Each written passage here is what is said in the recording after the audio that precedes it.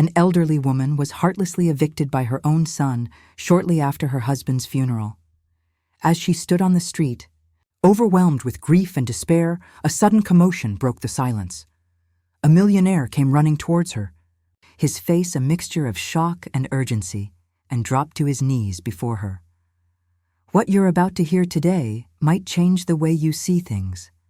But first, make sure to subscribe to the channel so you don't miss the ending.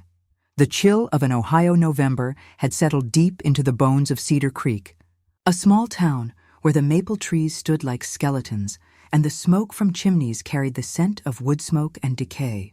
On Elm Street, in a white frame house that had stood for 50 years, the last of the mourners had long since departed, leaving behind only the echoing silence of absence. Margaret Maggie O'Connell, a woman of 72 years whose spine had begun to curve like a weathered sapling, stood in the living room.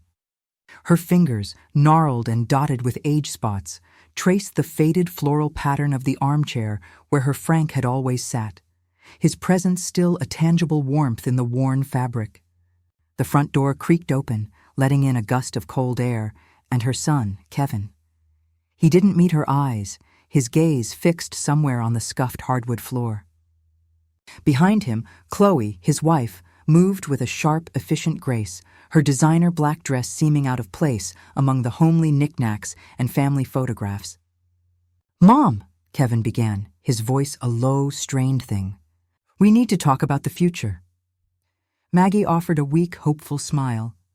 "There's time, Kevin. There's always time." "No, there isn't," Chloe interjected, her voice crisp as a new dollar bill.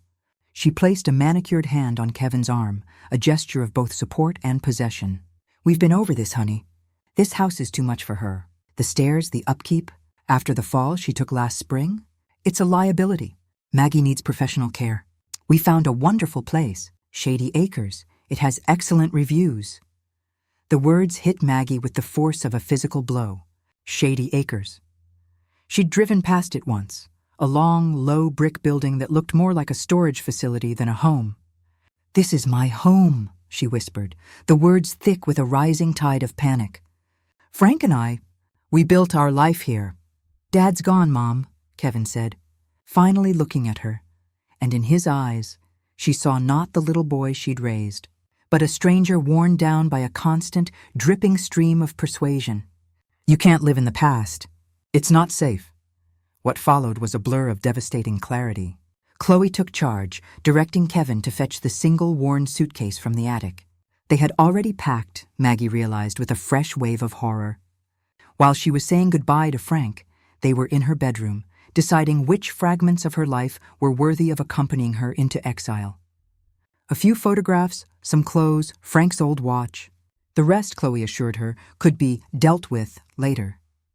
"My recipe box," Maggie pleaded as Kevin guided her gently but firmly toward the door. "It's on the kitchen counter, the one with the little blue flowers. Frank gave it to me." "There's no need for that where you're going," Chloe said, her smile not reaching her eyes. Outside, the gray afternoon light was unforgiving. A few neighbors stood on their porches or watched from behind parted curtains. Old Mr. Henderson from across the street leaned on his rake, his shoulders slumped. But he looked away when Maggie's tear-filled eyes met his. Mrs. Gable next door clutched her housecoat tight at her throat, a silent statue of pity. But she did not step forward, did not speak.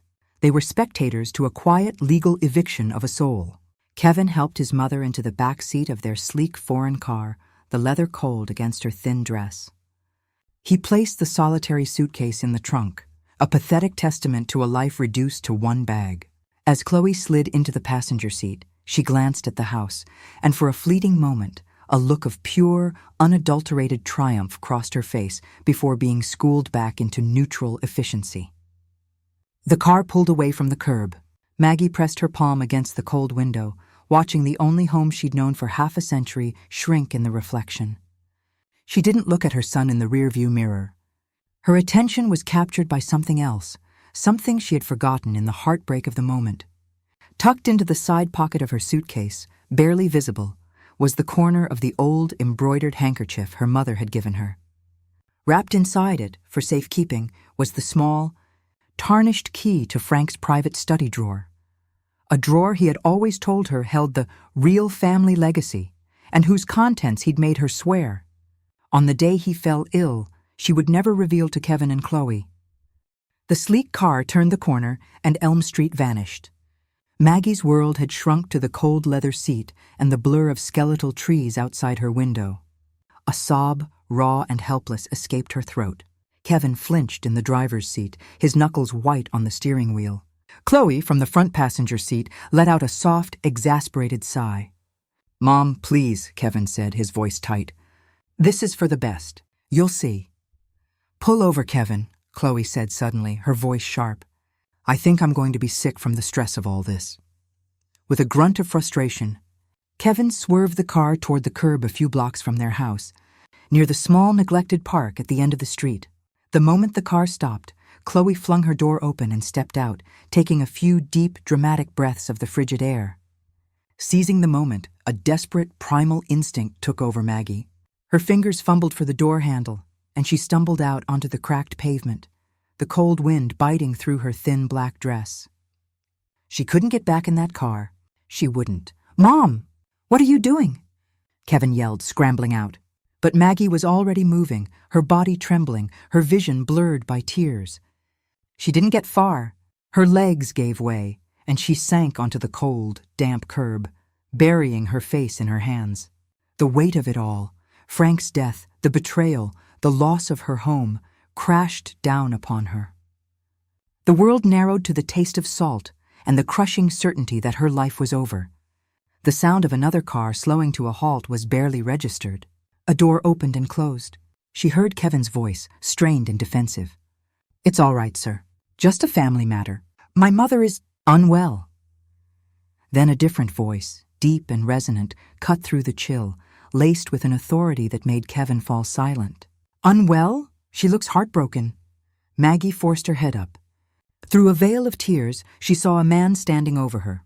He was tall, dressed in a long, dark wool coat that spoke of quiet wealth, his hair silvered at the temples. His face was etched with a grief that mirrored her own, but his eyes, a sharp, intelligent blue, were fixed on her with an intensity that was both startling and familiar. "Mrs. O'Connell?" he said, his voice softening into something akin to reverence. He didn't wait for an answer. In one fluid motion, he shrugged off his coat and draped it over her shaking shoulders, the fine wool still warm from his body.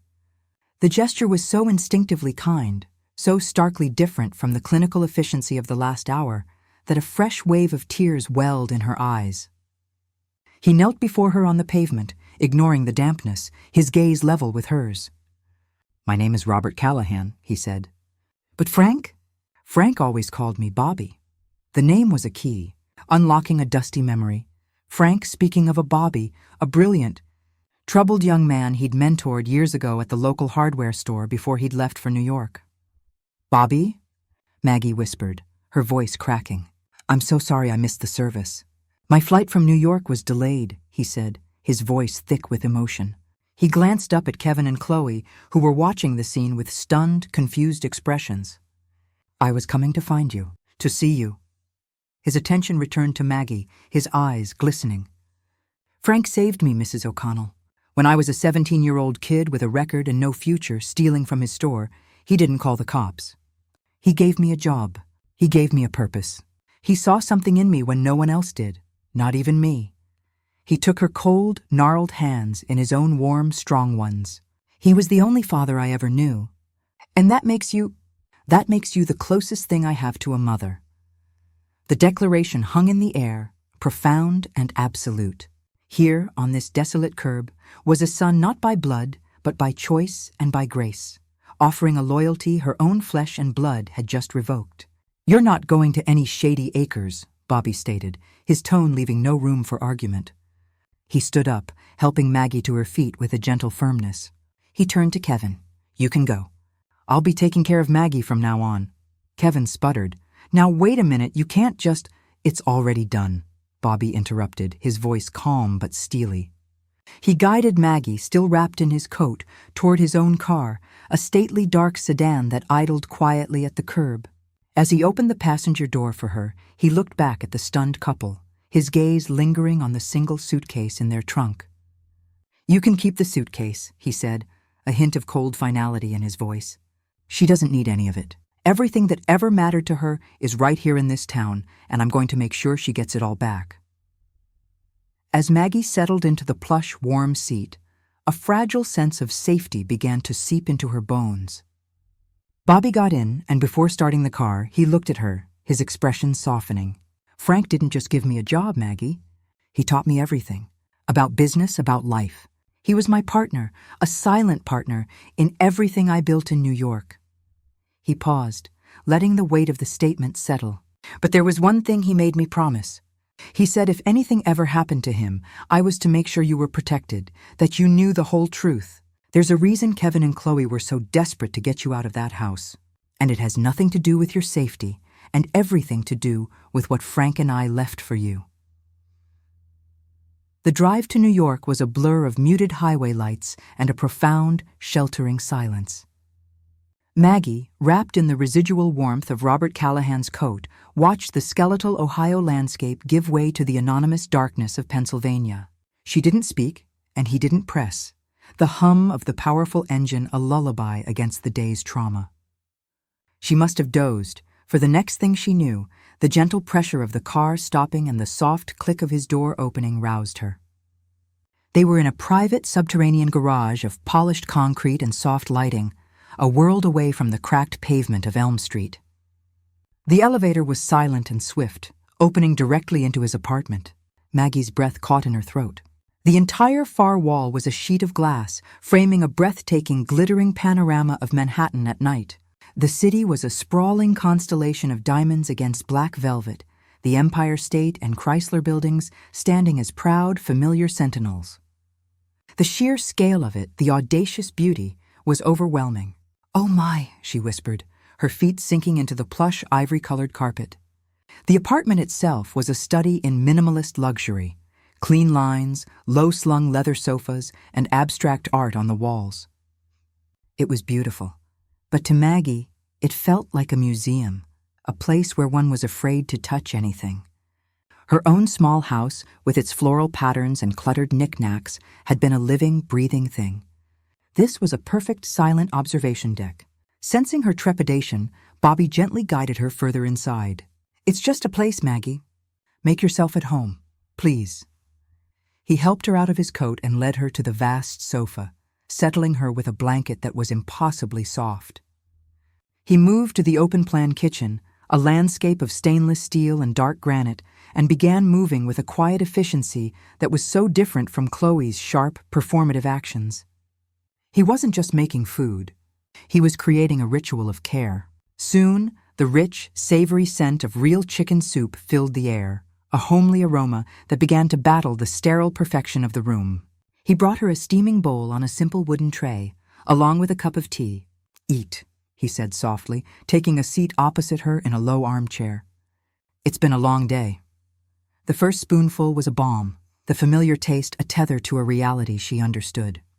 As she ate, the tension in her shoulders began to ease. She watched him, this stranger who carried her husband's memory like a sacred torch. "Frank always spoke of you," she said finally, her voice less shaky. "He said you had a fire in you, that you were too smart for Cedar Creek." A sad, fond smile touched Bobby's lips. "I was just an angry kid with a chip on my shoulder the size of Ohio. I tried to steal a set of socket wrenches from Frank's store. He caught me red-handed. I was sure he'd call the cops, have me thrown in juvie again." He looked out at the glittering skyline, his gaze turning inward. But he just looked at me, not with anger, but with disappointment. And then he said, "A boy with hands that steady and eyes that clever should be building things, not stealing them." He offered me a job on the spot, stocking shelves. Maggie nodded, a memory surfacing. "He came home that night and told me about you. He said, 'Margaret, I met a boy today who's all sharp edges. But there's a diamond in there, I can see it. We just have to help him polish off the dirt.'" Bobby's eyes glistened, and he looked back at her, his composure faltering for a moment. "He did more than that. He taught me how to balance the books, how to talk to customers, how to spot a good deal on lumber. He paid for my night classes in business management. When I told him I wanted to leave for New York, he didn't try to stop me. He just shook my hand, slipped $500 into my pocket, a fortune to him, and said, "Make it count, Bobby." He leaned forward, his elbows on his knees. That $500 was the seed money for my first business. The one that worked. Frank was my first investor, my silent partner. He never asked for a dime back, but I made sure he got his share, 10 times over. He put it all in a trust. For you. Maggie stared at him, the pieces beginning to click into a terrifying, magnificent picture. The trust. The key in her suitcase. Kevin and Chloe's desperate hurry. "He saved me, Maggie," Bobby said, his voice thick with emotion. "In every way a person can be saved. He saw a future for me when I could only see a dead end. The life I have," he gestured to the panoramic view. "It's not mine. It's his. It's yours. You were the foundation of everything he built, and by extension, everything I built." Tears streamed down Maggie's face, but they were no longer tears of despair. They were tears of awe, of a love for her husband that reached beyond the grave. In this sterile, luxurious apartment, Frank's spirit felt more present than it had in the empty house on Elm Street. A fragile, new bond solidified in the quiet that followed. He was no longer a stranger, but Bobby, her Bobby, Frank's son. "Tomorrow," Bobby said, his voice returning to its steady, assured tone. "We have a lot to discuss. There are papers to sign, calls to make. Your house is still yours. Everything is still yours." He paused, letting the promise of restitution hang in the air. "But for tonight you are safe. This is your home for as long as you want it." He showed her to a guest room where the bed was turned down and a simple, warm nightgown was laid out for her. As she lay in the impossibly comfortable bed, the city's hum a distant lullaby, she thought of the key, the trust, and the profound, unexpected loyalty that had swooped in to save her. The fear was still there, a cold ember in her heart, but it was now banked by a fierce newborn hope. She had lost one family, but another, forged in the fires of Frank's boundless kindness, had found her. And she knew, with a certainty that settled deep in her bones, that Bobby Callahan was a man who finished what he started. The battle for her home, her legacy, and her dignity had only just begun. But for the first time since Frank's death, she was no longer fighting it alone. The quiet, unspoken question that lingered as she drifted to sleep was not if they would win, but how spectacularly her son and daughter-in-law would lose. Back in the white frame house on Elm Street, the silence was no longer one of mourning, but of violation. The lingering scent of Frank's pipe tobacco in his armchair was now overpowered by Chloe's sharp, floral perfume. She moved through the living room with a proprietary air, her heels clicking a staccato rhythm on the hardwood floor her father-in-law had laid with his own hands. Kevin stood by the cold fireplace, a glass of amber whiskey trembling in his hand. He stared at the empty armchair, the ghost of his father's laughter echoing in his mind. The guilt was a physical weight, a cold stone in his gut. He could still see the shattered look in his mother's eyes as he led her away. "We need to secure everything, Kevin," Chloe's voice cut through his thoughts. She placed a sleek leather portfolio on the coffee table, scattering a stack of Maggie's gardening magazines. "While the emotional dust settles, we have to be practical. We can't have assets in limbo." Kevin took a long swallow of whiskey, the burn doing little to warm the chill inside him. "What assets, Chloe? It's just a house full of their stuff." "It's not just a house," she corrected, her tone patient but firm, the one she used when explaining something simple to a child. "It's prime real estate, free and clear, and it's sitting on top of Frank's retirement fund, which is just sitting in an account, losing value to inflation." She pulled out a sheaf of documents, the paper crisp and official. "This is a property transfer.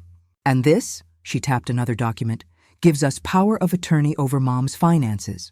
It's for her own protection. With her in Shady Acres, her bills will need to be paid.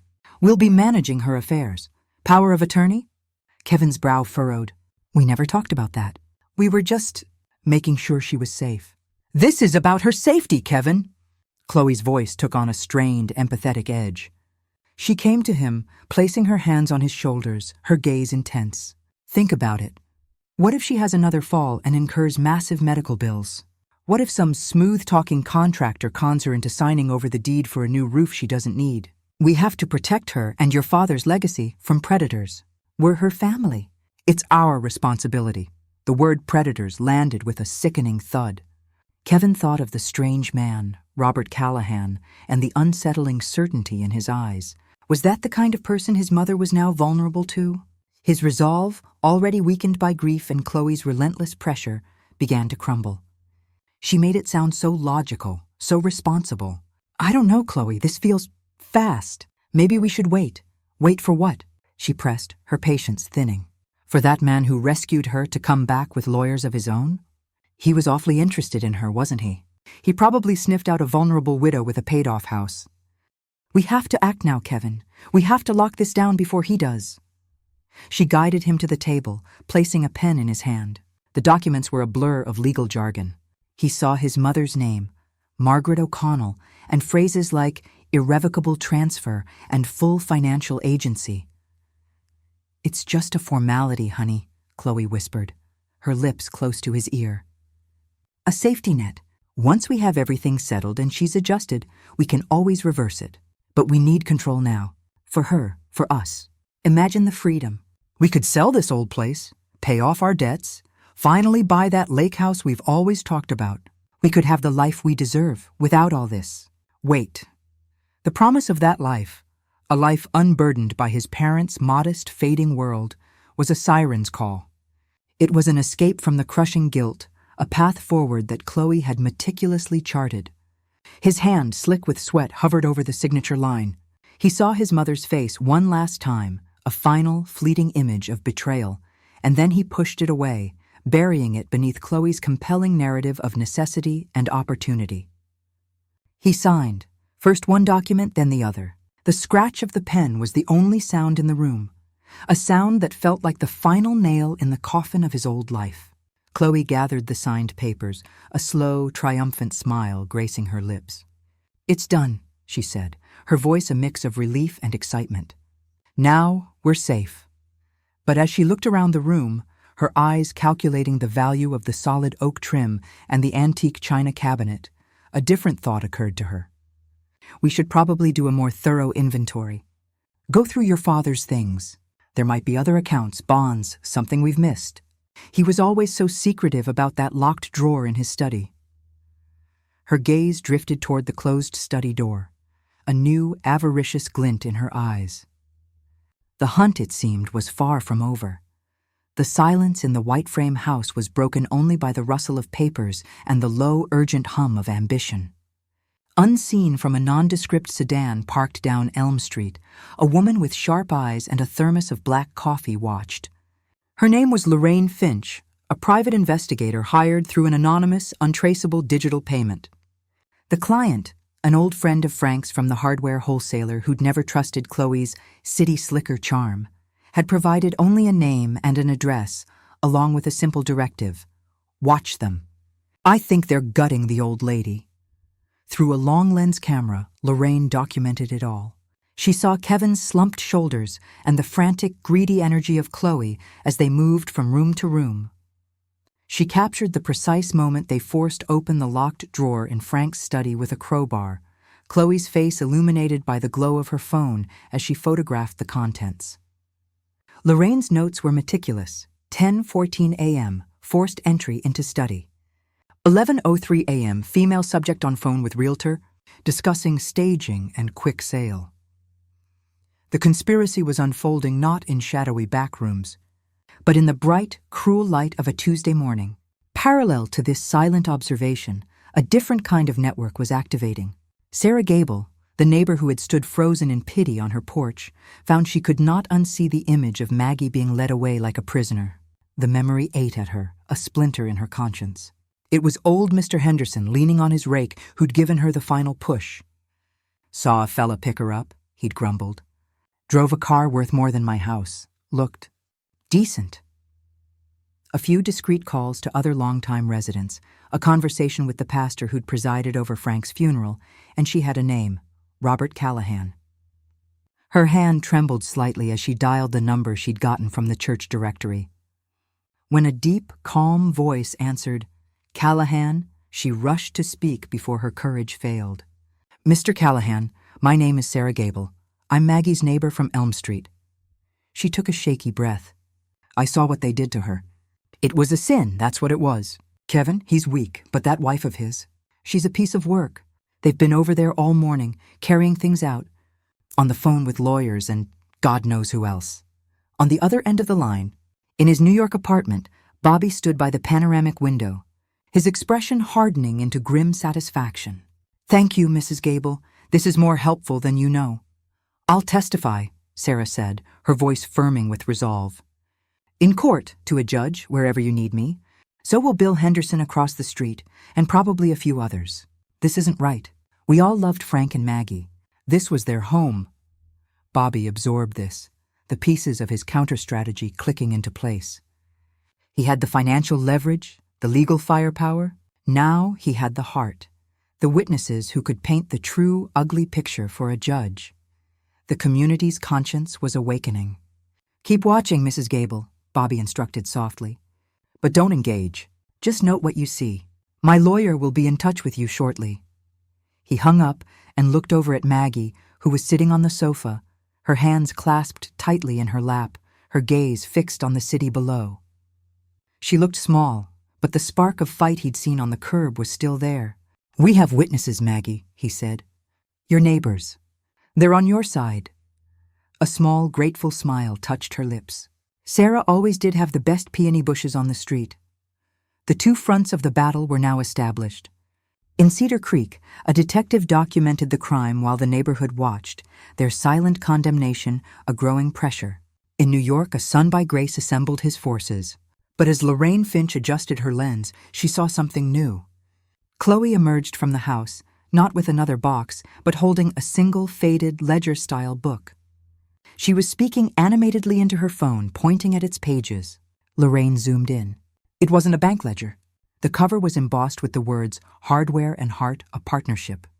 She quickly snapped several photos as Chloe got into her car, the book placed carefully on the passenger seat beside her. Whatever was in that book, Chloe believed it was important enough to take with her personally. Lorraine knew with the cold certainty of her profession that this was no longer just about a house or a bank account. They had just found something else, something Frank had hidden that changed the entire game. The air in Evelyn Reed's corner office was cool and smelled of old books and ambition. Floor-to-ceiling windows offered a different, more austere view of Manhattan than Bobby's apartment, one of steel and power. Evelyn herself was a woman in her 50s with a sleek silver bob and a gaze that seemed to assess and categorize everything in its path. She listened utterly still as Bobby laid out the case, his voice calm and methodical. Maggie sat beside him, her small, gnarled hands resting on the polished mahogany table, adding quiet details when prompted. When they finished, Evelyn steepled her fingers. Financial elder abuse, undue influence, coercion. It's a textbook case, made stronger by the witnesses and the photographic evidence from Miss Finch. She turned her penetrating gaze to Maggie. Mrs. O'Connell, what they did was not just cruel. It was illegal. We will make them answer for it. Evelyn's strategy was a legal pincer movement, designed for speed and maximum impact. First, we file an emergency ex parte motion for a temporary restraining order, she explained, pulling a draft document toward her. This will immediately bar your son and daughter-in-law from the property on Elm Street, from contacting you, and from attempting to sell or transfer any of your assets. Given the evidence of them forcibly entering the study and discussing a quick sale with a realtor, a judge will grant it. Maggie felt a flutter of anxiety. A restraining order? Against my own son? It's a shield, Maggie, Bobby said gently, placing a reassuring hand over hers. To stop them from doing more damage while we fix this. Evelyn nodded. Precisely. Concurrently, we will file a civil suit to overturn the property transfer and the power of attorney they fraudulently obtained. Our argument is simple.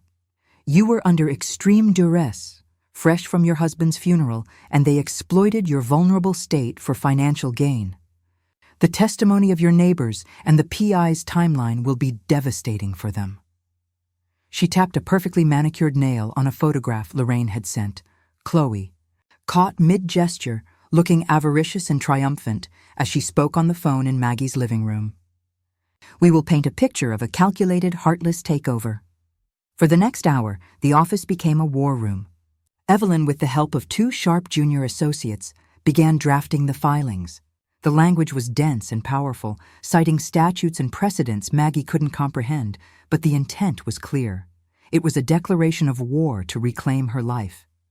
She signed where Evelyn indicated, her signature, once a familiar scrawl, now feeling momentous. "The hearing for the temporary order is the first battle," Evelyn stated, gathering the documents. "It will be in an Ohio County court. Speed is of the essence. We'll be on the first flight out." She looked at Bobby. "Our goal is to shock them. They believe they've already won. They will be served with these papers at the same moment we're standing before a judge. They won't know what hit them."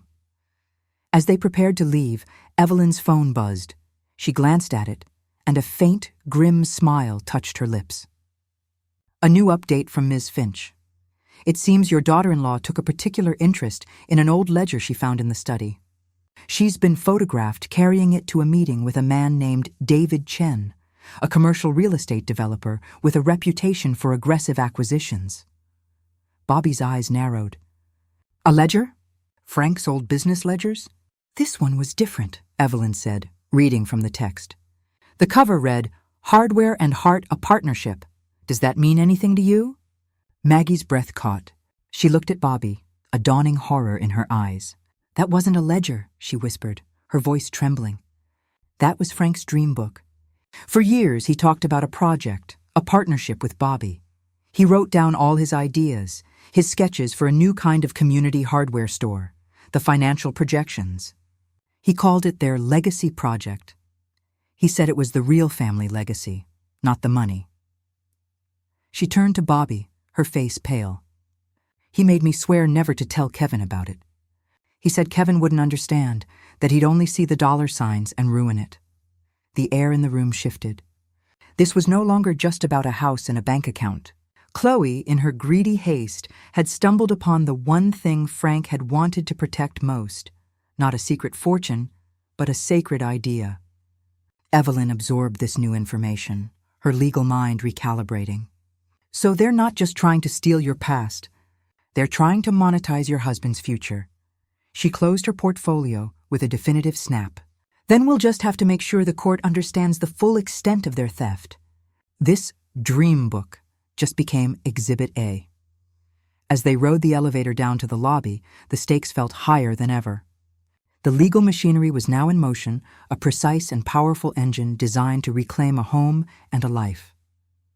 But the revelation of the dream book's theft hung over them, a silent, urgent question. What was Chloe planning to do with Frank's vision?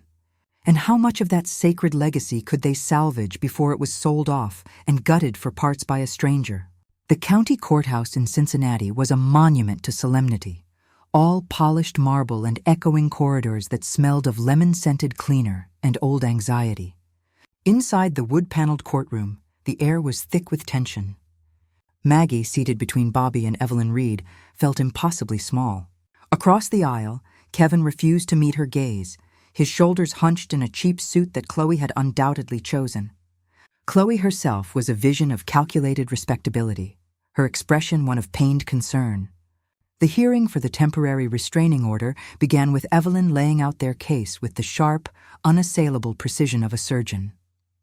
She presented the timeline, the neighbor testimonies and sworn affidavits, and Lorraine Finch's damning photographs of the forced drawer and the realtor meeting. It painted a picture of such blatant, cold-hearted avarice that the judge, a stern-faced woman with silver-rimmed glasses, listened with a deepening frown. Then it was the defense's turn. Kevin and Chloe's lawyer, a slick young man named Mr. Albright, stood. He began by attempting to reframe the narrative, speaking of a concerned son and daughter-in-law acting in the best interest of a grieving, declining widow. It was a weak argument, and he seemed to know it. Then he played his card.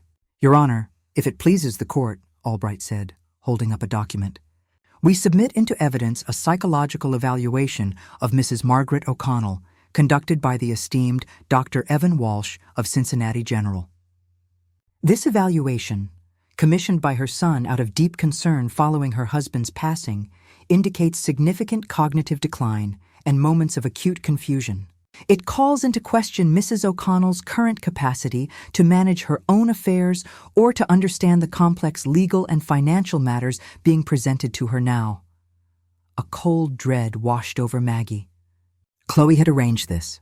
While she was still reeling from Frank's death, that woman had been scheming to have her declared incompetent. Bobby's hand tightened on the arm of his chair, but Evelyn remained impassive, as if she had been expecting this very move. The judge reviewed the document. "This is a serious claim, Counselor." "It is, Your Honor," Albright said, oozing false sympathy. "My clients were not evicting a healthy woman. They were placing a vulnerable, confused loved one into a safe professional environment. The actions of Mr. Callahan, while perhaps well-intentioned, have only served to isolate a fragile elderly woman from her rightful family and expose her to undue influence. The words were poison, expertly delivered." Kevin stared at the floor, his face a mask of shame.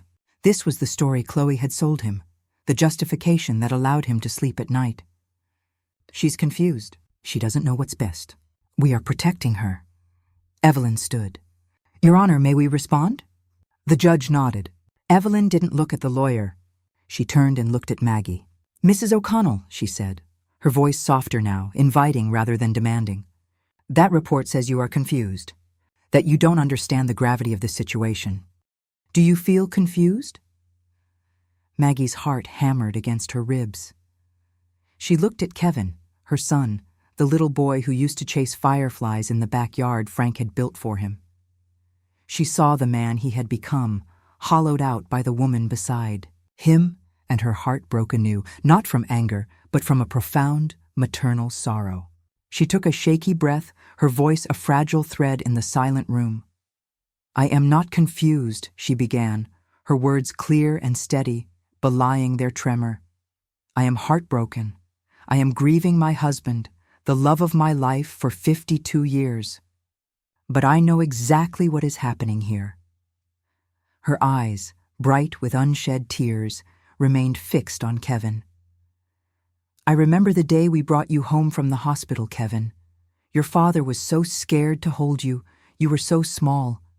He sat in that very armchair they packed away, and he sang you an old Irish lullaby, his voice all rough and off-key, but you fell asleep in his arms." A soft sob escaped Kevin. He clenched his jaw, fighting it. "I remember you scraping your knee on that very front porch," Maggie continued, her voice gaining a poignant strength. "And your father teaching you how to swing a hammer when you were 10. How proud you were when you built that little birdhouse together. This house isn't just wood and nails, Kevin. It's every memory we ever made as a family. It's the ghost of your father's laughter in the halls. It's the love that built us." She paused, gathering herself, her gnarled fingers twisting the edge of her simple black dress. "Your father, Frank, he was the wisest man I ever knew. The day he fell ill, he held my hand and he made me promise him something. He said, 'Margaret, the most important thing we built wasn't this house, it was our family, and the most valuable thing we'll ever leave behind isn't money. It's our integrity.'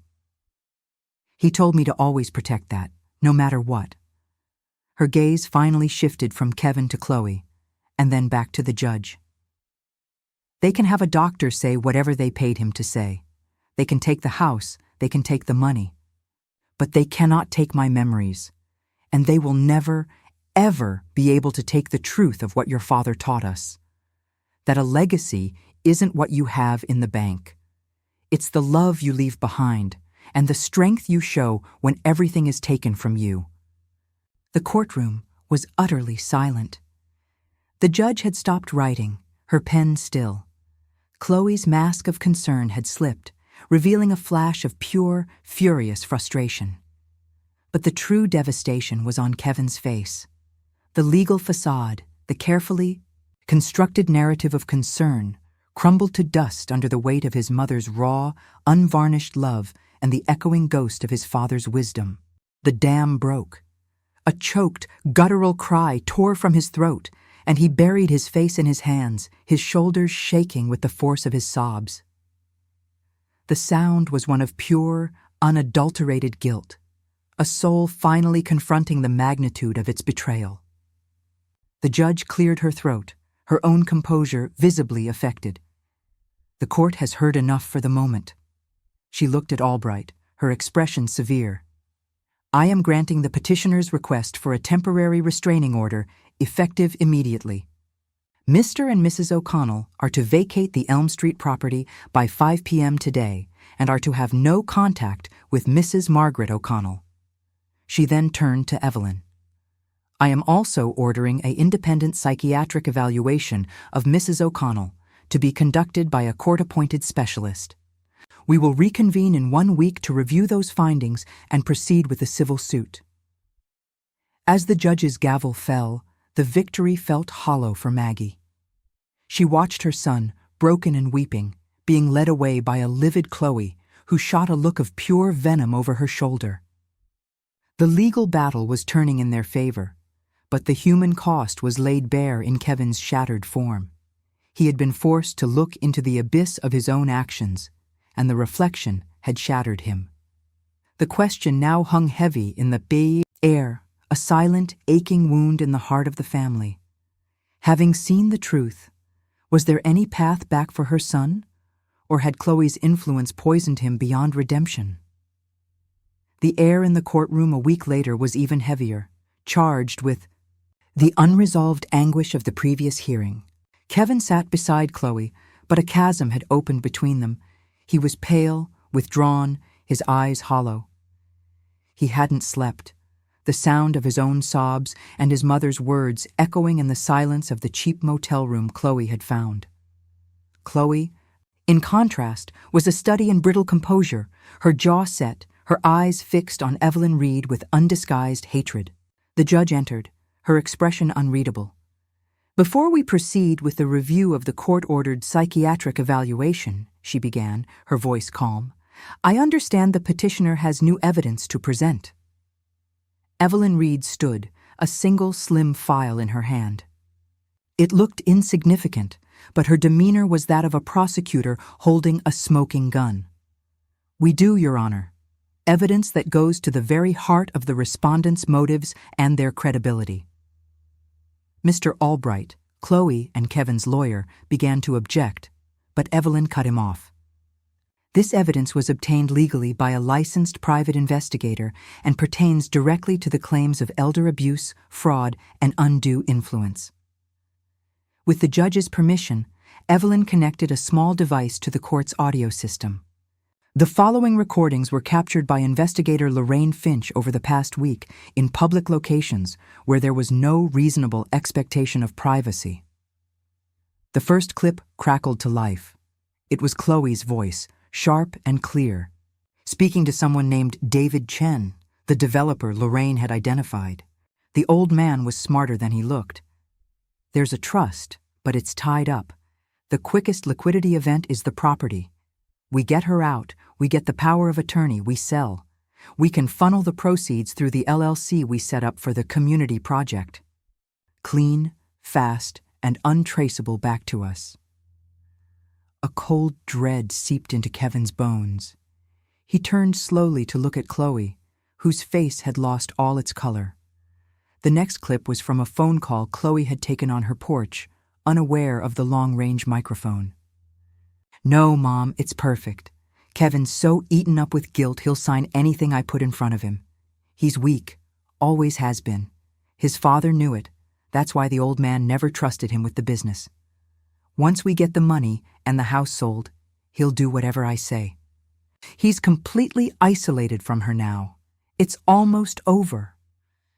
Kevin made a small, choked sound, as if the air had been punched from his lungs. The word weak hung in the room, a toxic verdict from the woman he had chosen over his own mother. He saw the entire sordid architecture of her plan laid bare, not a narrative of concern, but a cold-blooded scheme of asset stripping and emotional manipulation. She had played him, exploited his grief and his insecurities, and he had been her willing, foolish pawn. The final clip was the most damning. It was a conversation between Chloe and Mr. Albright, their own lawyer, in the parking lot of a coffee shop.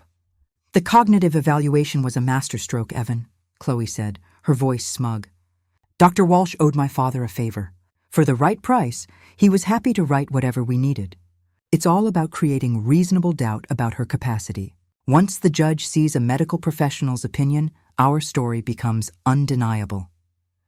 A collective, horrified gasp rippled through the courtroom. It was one thing to be greedy. It was another to conspire with a medical professional to fabricate a diagnosis, to legally annihilate a person's autonomy based on a lie. Evelyn let the silence stretch, allowing the sheer vileness of the conspiracy to sink in for the judge. Then she handed over a document. Your Honor, this is the report from the court-appointed psychiatrist, Dr. Amina Jones. Her independent evaluation found Mrs. Margaret O'Connell to be of sound mind, sharp and fully capable of managing her own affairs, with her grief being a perfectly normal, healthy response to profound loss. The contrast was absolute. The fable of the confused, declining widow was not just disproven. It was revealed to be a malicious, calculated fraud, orchestrated by Chloe from the very beginning. The judge's face was a mask of cold fury. She looked directly at Chloe. Mrs. O'Connell, she said, the title sounding like an accusation. You have perpetrated a profound and vicious fraud upon this court, and upon a vulnerable member of your own family. You have conspired to commit perjury, fabricate medical evidence, and financially exploit an elderly person. The temporary restraining order is made permanent. The property transfer and power of attorney are hereby declared null and void, vacated due to fraud and undue influence. Furthermore, I am referring this matter to the District Attorney's Office for criminal prosecution for conspiracy, fraud, and elder abuse. She then turned to Kevin, her gaze less harsh but still filled with stern judgment. Mr. O'Connell, you have been a participant in this, blinded by your own weakness. The court strongly suggests you seek legal counsel separate from your wife's, as your interests are no longer aligned. Chloe looked like a cornered animal, her eyes darting around the room as if searching for an escape that didn't exist. The perfect, avaricious architecture of her plan had collapsed around her, burying her in the rubble of her own greed. Kevin simply stared ahead, a man utterly broken, not by the legal defeat, but by the devastating truth of what he had allowed to happen. As the gavel fell with a sound of finality, the legal victory was total. The house was Maggie's, her freedom was secured. Chloe was facing ruin in prison. Yet as Maggie watched her son, a shell of the man he was, stumble from the courtroom without a backward glance, the victory felt incomplete. The battle for justice was over, but the far more delicate and uncertain task of salvaging the shattered pieces of her family had only just begun, a task for which no court order could ever provide a blueprint. The sentencing of Chloe O'Connell was a swift, cold affair. Stripped of her designer dresses and her calculated composure, she stood in a standard-issue prison jumpsuit, her features sharpened by fear and bitterness. The evidence was irrefutable, the conspiracy laid bare. The judge's words were a hammer, each one driving the finality of her fate deeper.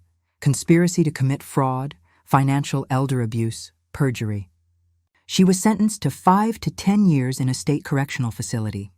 As the bailiffs led her away, her eyes, for a fleeting second, found Kevin's. There was no love there, only a final, scathing accusation for his failure to be a stronger pawn. Then she was gone, the door closing with a definitive clang that echoed the end of her destructive reign. The courtroom emptied, leaving behind the hollow shell of the family she had shattered. Maggie stood with Bobby, her body trembling not from fear, but from the emotional toll of the spectacle.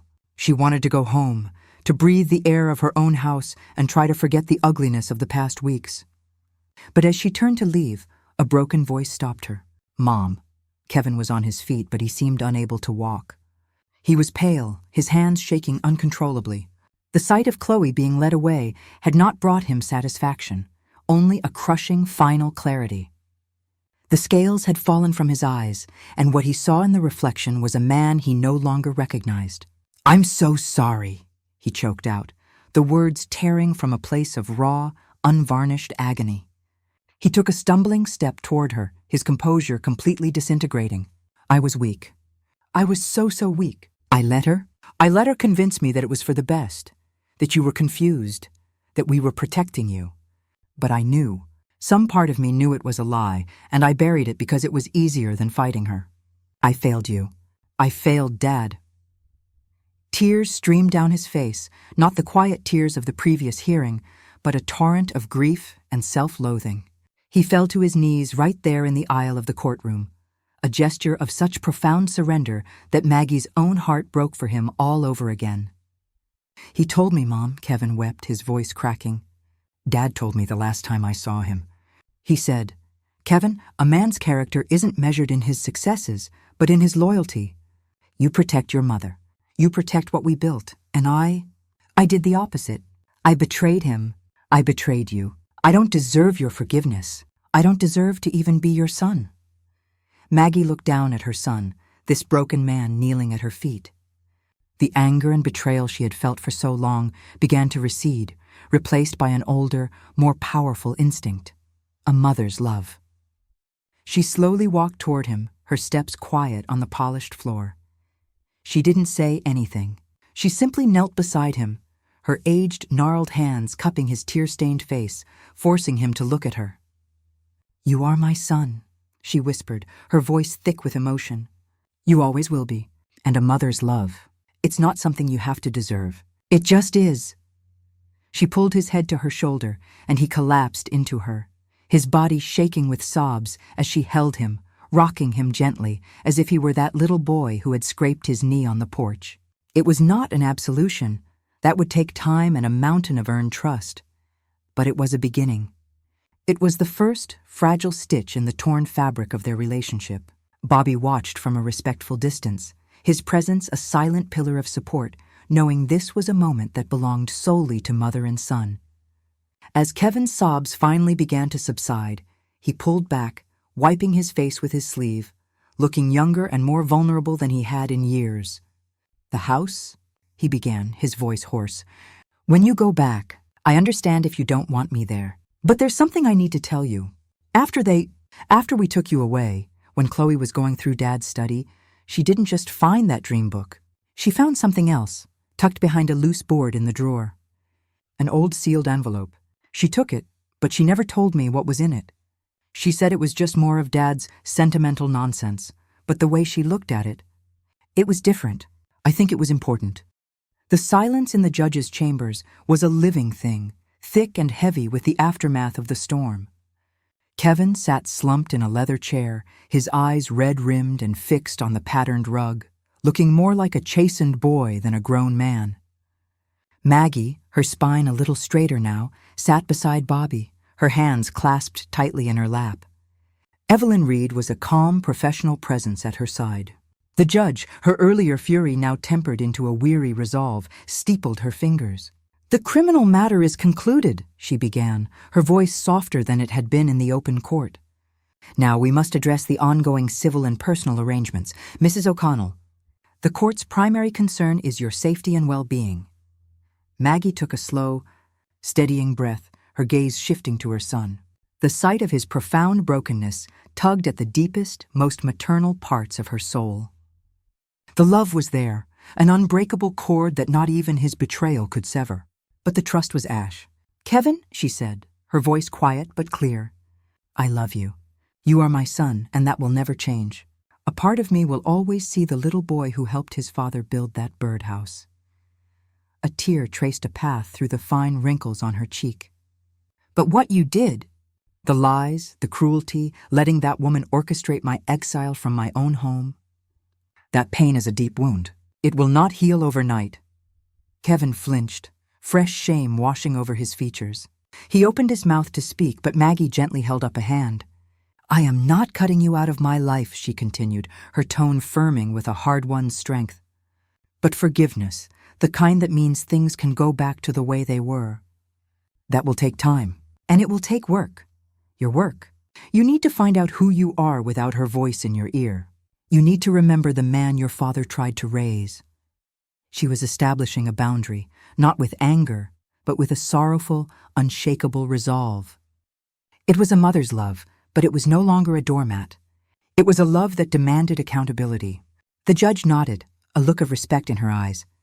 "Given the egregious breach of trust and the criminal conspiracy your son was enmeshed in, The court agrees that a period of structured distance is prudent.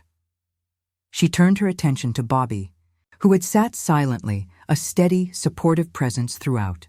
Mr. Callahan, you have demonstrated a loyalty and a capacity for care that is, frankly, exceptional. The court is appointing you as Mrs. O'Connell's primary custodian and financial guardian. This is not a permanent revocation of her autonomy, but a protective measure. You will oversee her finances, her medical decisions, and her living arrangements to ensure she is never put in such a vulnerable position again. Bobby gave a single, solemn nod. I will, Your Honor. I consider it my duty and my privilege. As for you, Mr. O'Connell, the judge said, her gaze returning to Kevin, you will be granted supervised visitation with your mother. The frequency and duration will be at her discretion and that of Mr. Callahan. Any contact must be arranged through him. This is not a punishment, but a safeguard.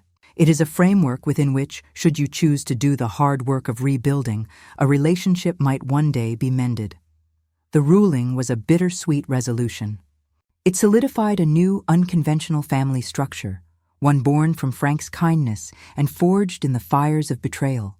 It prioritized Maggie's safety and peace above the messy, painful ties of blood. Kevin would remain in her life, but at a distance, a son on probation from his own mother's heart. As they stood to leave, the legalities settled, Kevin finally found his voice, a ragged whisper. The envelope, Mom, the one Chloe took from the study. I don't know what was in it, but she was excited by it. She said it was the key to everything. I think Dad was hiding something more than just the dream book. Maggie met Bobby's eyes, and a silent understanding passed between them. The battle for the house was won, the immediate threat vanquished. But Frank's final secret, the one he had hidden even from her, was still out there. A loose thread that Chloe, even from behind bars, might have already pulled. The weeks that followed the sentencing were not a time of celebration, but of quiet, arduous reconstruction. The white frame house on Elm Street was sold. The proceeds from the sale, along with the entirety of Frank's trust, now securely managed by Bobby. The physical structure held too many ghosts, too many echoes of a betrayal that had seeped into the very floorboards. Maggie's new home was the apartment with the panoramic view, a place where the future glittered with a million lights, a stark contrast to the single painful past she had left behind. Her healing began in the soft-spoken presence of Dr. Rosenthal, a therapist with a kind face and an office filled with thriving plants. At first, Maggie's words were halting, tangled in the thorny brambles of grief and betrayal. She spoke of Frank, of the emptiness of 50 years suddenly cut in half.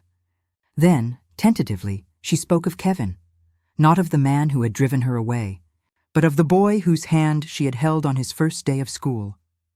Dr. Rosenthal called it recontextualizing the narrative, separating the love for her son from the trauma he had facilitated. It was exhausting, emotional work, and she would often emerge from sessions drained, but with a slowly growing sense that the weight on her chest was not permanent. Across the city, in a more modest office in Queens, Kevin began his own painful journey. His therapist, a no-nonsense man named Dr. Evans, didn't let him hide behind easy excuses. They dissected his relationship with Chloe, identifying the patterns of manipulation and his own deep-seated need for external validation that had made him such a willing target. He was given a journal, and the pages filled with clumsy, anguished attempts to articulate his self-loathing, his fractured memory of his father, and the desperate, flickering hope that he might one day earn a fraction of his mother's regard back. He was learning, for the first time, how to build an identity that wasn't a reflection of someone else's desires. Bobby's adjustment was different, a shift from benefactor to guardian. He managed Maggie's finances with the same sharp acumen he applied to his own ventures, but he also learned the rhythms of her life. He discovered she liked her tea with a specific drop of honey, that the sound of a particular jazz station in the morning reminded her of Frank. He transformed a sunlit corner of the apartment into a space for her, with her own armchair brought from Ohio and a small table for her recipe box, its little blue flowers a vibrant spot of color against the minimalist decor. He was building a new kind of partnership, not in business, but in life, finding a quiet fulfillment in this role that his high-stakes career had never offered. The fragile new equilibrium was monitored through carefully orchestrated phone calls. Every Sunday evening, Bobby would dial Kevin's number and hand the phone to Maggie. The conversations were short, stilted, orbiting safe topics like the weather or a book Kevin was reading on Dr. Evans's recommendation. But they were a thread, a tenuous connection being carefully, painstakingly re-spun. One such Sunday, as a gentle spring rain pattered against the vast windows, Maggie listened as Kevin's voice, still heavy with remorse, took on a new, determined tone. "Dr. Evans says I need to take accountability in practical ways, Mom, not just talk about it. So, I've been going through my old things, boxes from the attic that Chloe never bothered with." He paused, and Maggie could hear the rustle of paper. "I found some of Dad's old things mixed in with mine.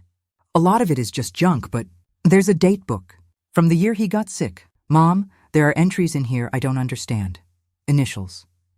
BC, that's obviously Bobby. But there are others. DC with a question mark. And a phone number with a New York area code, but it's not Bobby's. The last entry, just a week before his stroke, just says, 'The Vault. Finally found it.'" Maggie's breath caught. Frank's final secret, the one tied to the missing envelope, seemed to be whispering from the past, its mystery deepening. The dream book had been his vision. But this vault sounded like something else entirely. The whisper of Frank's final secret. The vault lingered in the air of the apartment for days, a quiet hum beneath the surface of their new routine. It was a mystery, but for the first time, it didn't feel like a threat. It felt like a puzzle Frank had left for them to solve together when they were ready. The immediate need, Maggie felt with a growing certainty, was not to chase ghosts, but to mend the living. She asked Bobby to arrange a meeting, not in a therapist's office or a courtroom, but somewhere neutral, somewhere life was happening. He chose the conservatory garden in Central Park, a place of ordered beauty and quiet reflection. On a bright May morning, with the scent of tulips and freshly cut grass hanging in the air, Maggie waited on a bench near the central fountain.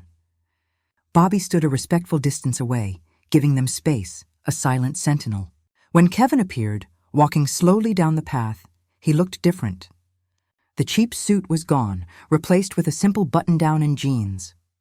The frantic, guilty energy had been replaced by a weary stillness. He looked like he had been hollowed out and was slowly, carefully, trying to fill himself back up. He sat beside her on the bench, the space between them charged with a lifetime of unspoken words. "The therapy," he began, his voice rough. "It's hard. Dr. Evans says I have to learn to sit with the discomfort, to stop running from what I've done." Maggie nodded, watching the water dance in the fountain. "Your father was a man who believed in facing things head-on, even when it was difficult." "I know." The words were a sigh. "I'm trying to remember the man he was. Not the icon Chloe made him out to be, or the disappointment I thought I was to him. Just my dad." This was the opening she had hoped for. From the pocket of her cardigan, she drew a small, worn object wrapped in a soft cloth. She unfolded it to reveal Frank's old pocket watch, its silver case tarnished with age and use. The chain was worn smooth in places from decades of being pulled from his overalls. "He would want you to have this," Maggie said, her voice soft but firm. She placed it in Kevin's palm. "It's not worth much money, but it's worth everything else. It counted the seconds of his life, the hours he worked to build a life for us, the moments he spent with you. It's a reminder of the legacy he truly cared about. Not money or property, but time. Honest time. And integrity." She closed his fingers around it. "You need to find your own time now. Kevin, you need to rediscover who you are, on your own terms, and make those seconds count." Kevin stared at the watch, his thumb tracing the familiar scratch on the casing, a mark he himself had made as a curious child. A single tear fell onto the glass face. It was the first gift that wasn't an apology or a plea. It was a challenge and an act of profound faith. At that moment, Bobby approached, his presence calm and steady. He sat on the other side of the bench, completing the triangle. "Your mother is safe, Kevin," Bobby said, his tone not confrontational, but factual. "Her future is secure.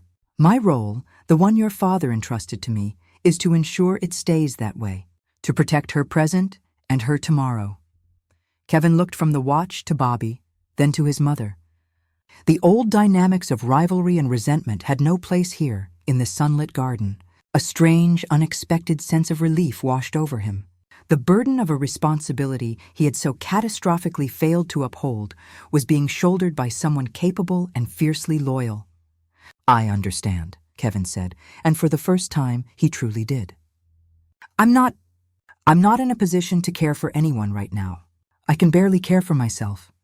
"And that's all right," Bobby replied. What we are now. It's not a traditional family, but it is a family. I will handle the practicalities, the finances, the day-to-day safety. Your role, if you choose to accept it, is to do the work on yourself. To rebuild the part of this family that is yours by blood and by history. It's a different job, but it's no less important."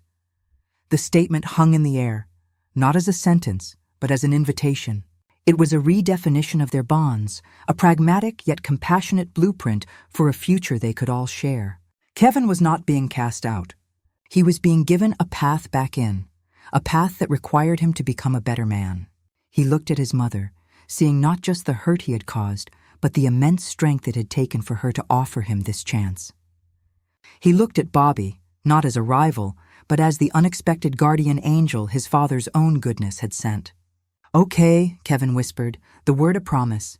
He slipped the pocket watch into his own pocket, feeling its weight, a new anchor in his unmoored life. "Okay." They sat in silence for a long while after that, the three of them, listening to the splash of the fountain and the distant sounds of the city. The war was over. The peace was fragile, and it was unconventional, but it was real. It was a peace built on hard truths, protected boundaries, and the enduring, stubborn power of a mother's love. The mystery of Frank's vault and the missing envelope was a story for another day. Today was for laying down the weight of the past and learning how to stand together in the fragile, hopeful light of a new beginning. Yet, as Kevin stood to leave, his hand brushed against his jeans pocket, and he remembered the final cryptic page he'd copied from his father's datebook, the one he hadn't yet shown anyone. It contained a single, hand-drawn symbol, a stylized owl, and beneath it, the words, "The Sentinel sleeps." He knew, with a chilling certainty, that his father's secrets were far from finished with them. The first snow of the season dusted the Manhattan skyline in a soft, silent white, turning the glittering panorama from Bobby's apartment into a scene from a snow globe. Inside, the air was warm and thick with the quintessential American aromas of a Thanksgiving feast: roast turkey, sage stuffing, and sweet potato pie. It was a symphony of scents that felt both foreign and deeply comforting to Maggie, a testament to a life rebuilt from ashes. The table in the dining area was a beautiful, incongruous mix.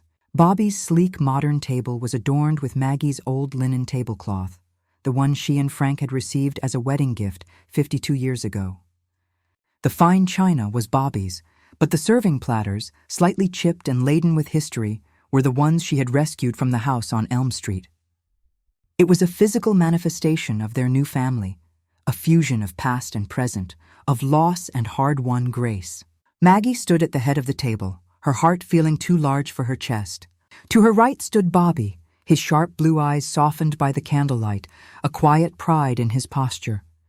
To her left stood Kevin, his gaze clear and steady, the frantic guilt of months past replaced by a grounded, if still sorrowful, resolve.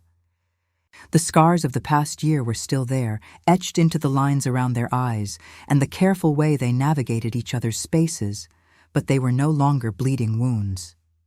"Before we eat," Maggie began, her voice trembling only slightly, "I'd like to say a few words." She looked at the two men, her hands finding theirs, their grips warm and solid. "This isn't the Thanksgiving I ever imagined. For 50 years, I said grace in a small dining room in Ohio, holding the hands of the same wonderful man." She smiled, a tear tracing a path through the laugh lines on her face.